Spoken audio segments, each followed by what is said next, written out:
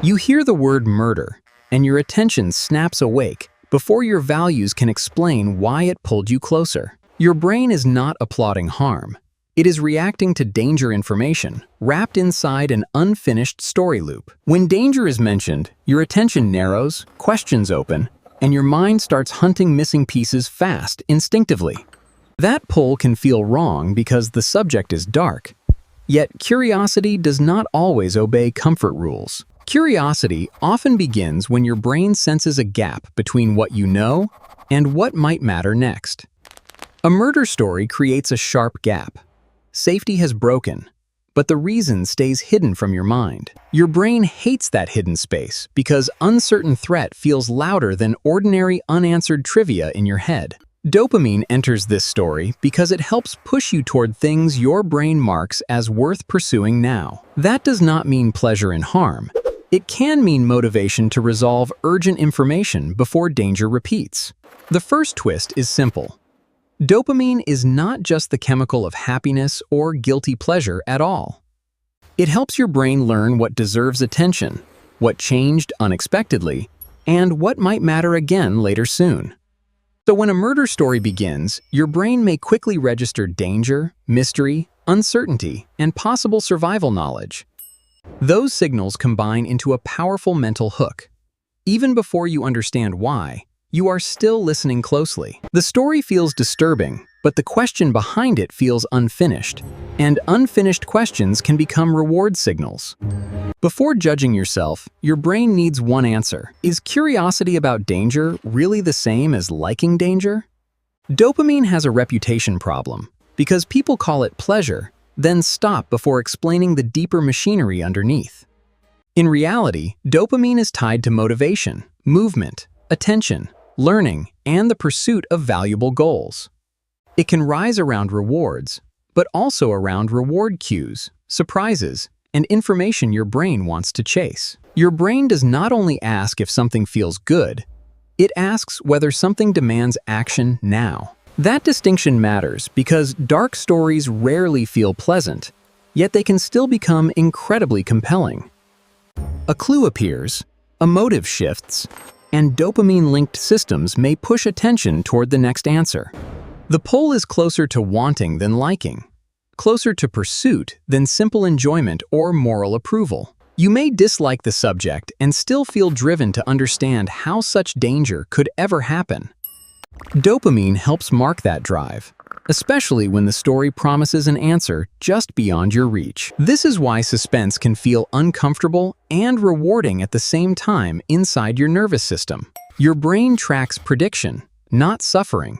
It wants the hidden pattern behind the disturbing event. When the pattern remains incomplete, your mind keeps working because unresolved danger feels impossible to ignore. That is attention, learning, and prediction colliding with one of humanity's darkest questions in story form. The brain hears murder and asks what rule broke, who missed it, and whether danger could be nearby. Dopamine may push that search forward, not because harm is good, but because uncertainty feels urgent. Curiosity is often treated like a cute trait, but inside your brain, curiosity can become hunger. A question opens, and suddenly your mind wants information, with the pressure of an unfinished task. This is called an information gap. You know enough to care, but not enough to relax. Murder stories create enormous information gaps because they begin with a broken world and missing explanation. Your brain sees the gap and starts pulling threads, looking for motives, warnings, patterns, and closure. The more important the missing information feels, the stronger that pull can become inside your attention. This is why a headline can grab you before you consciously decide whether to keep reading. Your brain has already noticed the information might involve threat, deception, safety, or broken social rules. Curiosity can then feel like reward, because finding out promises relief from uncertainty and hidden risk. The answer itself matters, but the chase toward the answer can also feel rewarding and tense. This helps explain why cliffhangers work. They turn missing information into something your brain wants badly. A murder story is one giant cliffhanger built from danger, mystery, fear, and unanswered human behavior. Your brain leans forward, because the missing answer seems too important to leave unresolved. That leaning forward is not proof of cruelty. It proves uncertainty can strongly motivate attention. Once curiosity opens the door, dopamine may help keep your mind moving toward the hidden answer. Murder stories become extreme prediction problems because nearly every part asks your brain to guess what changed, failed, or mattered. Who acted differently? What signal mattered? Why did trust fail? And when did danger become visible to your mind? Your brain is a prediction machine, constantly trying to reduce surprise before surprise can become a threat nearby. In ordinary life, it predicts faces, tone, movement, timing, emotion, and tiny shifts in behavior around you constantly. A dark story turns those predictions into a high-stakes puzzle, even when it is told abstractly and safely. Your mind sorts possible causes, not because it wants violence, but because causes create a feeling of control. If your brain can explain danger, the danger feels less random, even through a story safely watched afar. Randomness is terrifying because it offers no lesson, no pattern, and no clear way to prepare yourself next. A solved mystery turns chaos into sequence, and sequence can feel psychologically safer inside. Dopamine can be involved when predictions update, especially when information arrives differently than your brain expected moments ago. Every new clue can shift the map. Wrong theory, new theory, sharper curiosity, and a closer answer nearby. That shifting process can keep your attention locked, even while your emotions feel uneasy, conflicted, or tired inside. The story becomes a mental simulation, letting your brain test possibilities without entering real danger in life directly. You are not inside the event, yet your prediction system behaves as if the lesson might matter later. This is the strange reward of the dark puzzle. Fear becomes information, and information promises control to you. Your attraction to danger information did not appear because streaming platforms needed more viewers. It reaches much older survival priorities. Those older priorities taught your brain that noticing threat could matter more than noticing comfort, beauty, or convenience. For your ancestors, a strange sound, missing person, or sudden silence could mean real danger nearby before sleep. Pleasant information might improve life, but dangerous information could decide whether life continued through the next dark hour. This gives your brain a threat bias, because ignoring danger can carry the highest possible cost for survival. A murder story activates that ancient priority in a modern, symbolic, media-shaped way inside your attention today again. The story says someone crossed a boundary, someone ignored a warning, and safety failed somewhere specific inside society. Your brain treats that as useful because boundaries, warnings, and safety are ancient survival themes for you today. Even when the story is distant, your nervous system may still ask what lesson hides inside for later. That lesson might involve trust, isolation, manipulation, risk, escape, or subtle signals people overlook under pressure around you.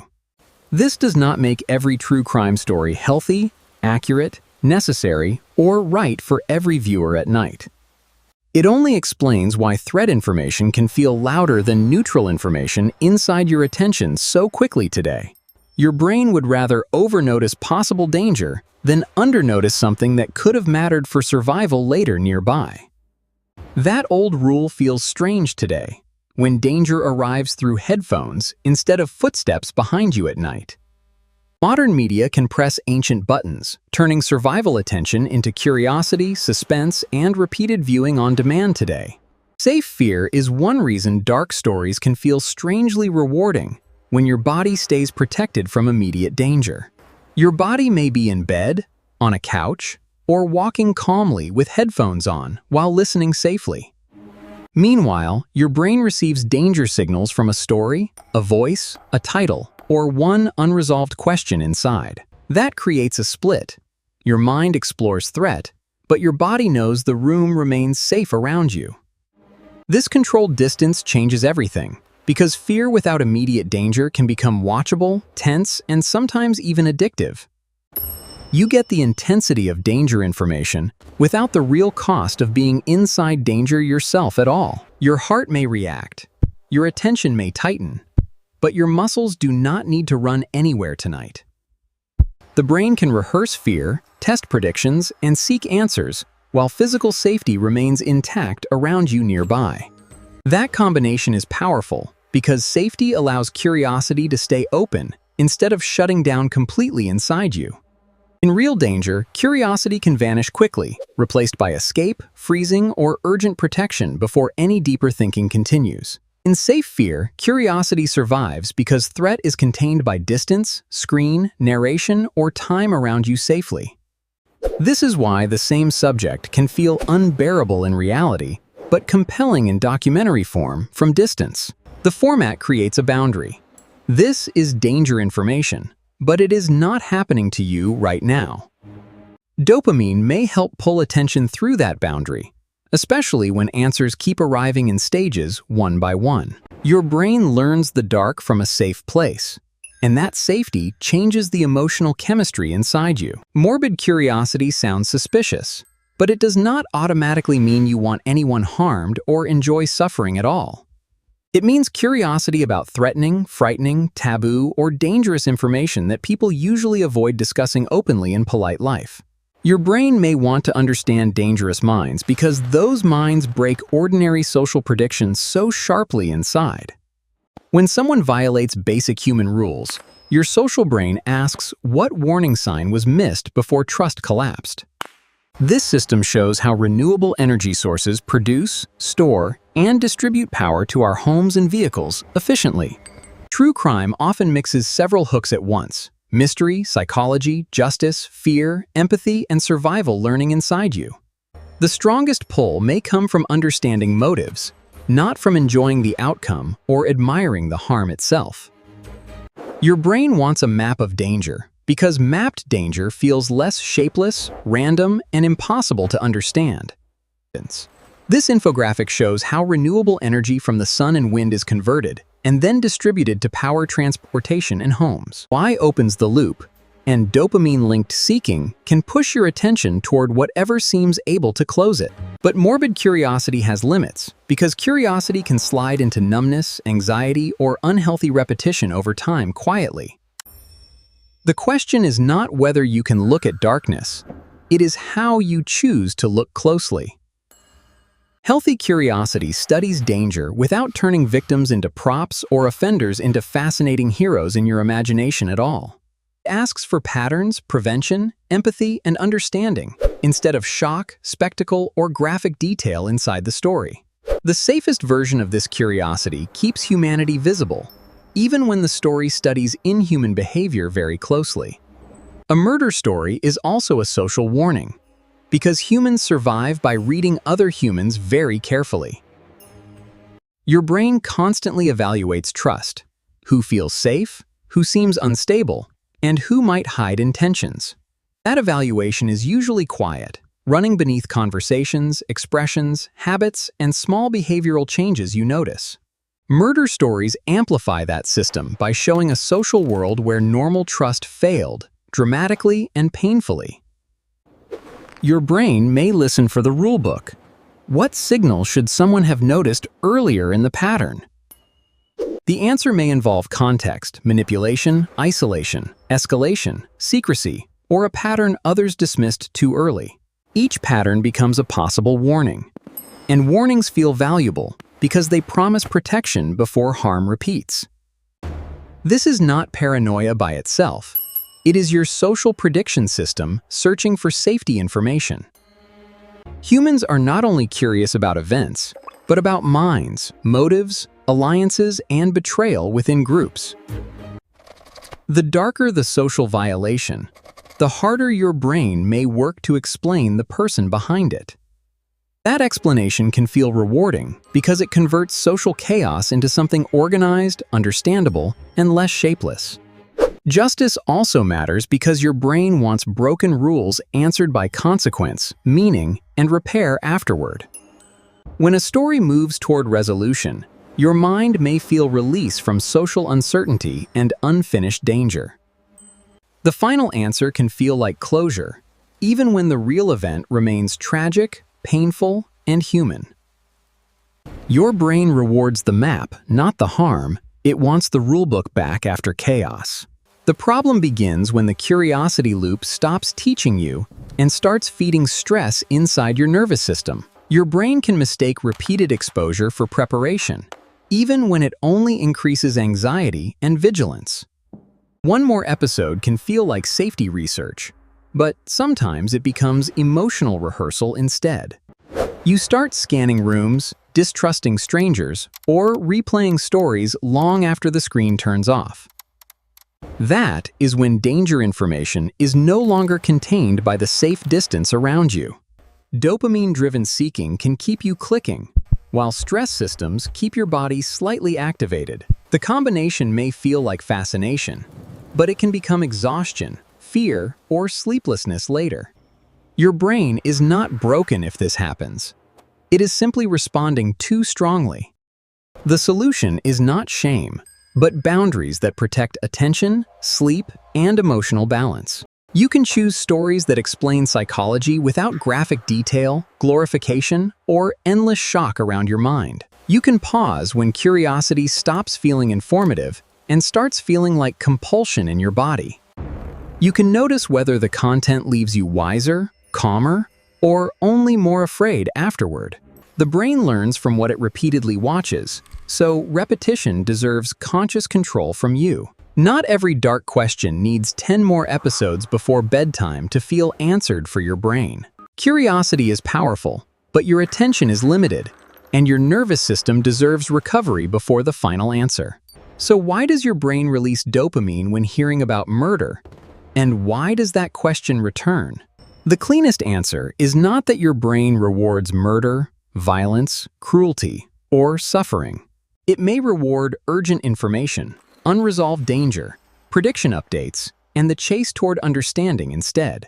Murder is the extreme signal, but information is the thing your brain wants to capture. Here's how it all works together, creating a sustainable cycle from nature to our daily lives. Your brain can be drawn toward darkness, while your values still reject the darkness completely. That conflict is why the experience feels fascinating and uncomfortable inside the same moment for you. Dopamine does not deliver a moral verdict. It helps organize wanting, learning, attention, and pursuit. When danger appears in story form, wanting can attach itself to answers, not harm. The safer the distance, the easier it becomes for curiosity to keep exploring the threat. The more incomplete the story feels, the more your brain may push for closure and control. This is why dark stories can pull you in, even when you dislike what happened deeply. Your mind is not secretly evil. It is urgently trying to learn from broken safety. The danger is information. The information is unfinished, and the unfinished answer keeps calling your attention. Your brain rewards the search, not the murder, because understanding danger can feel like survival.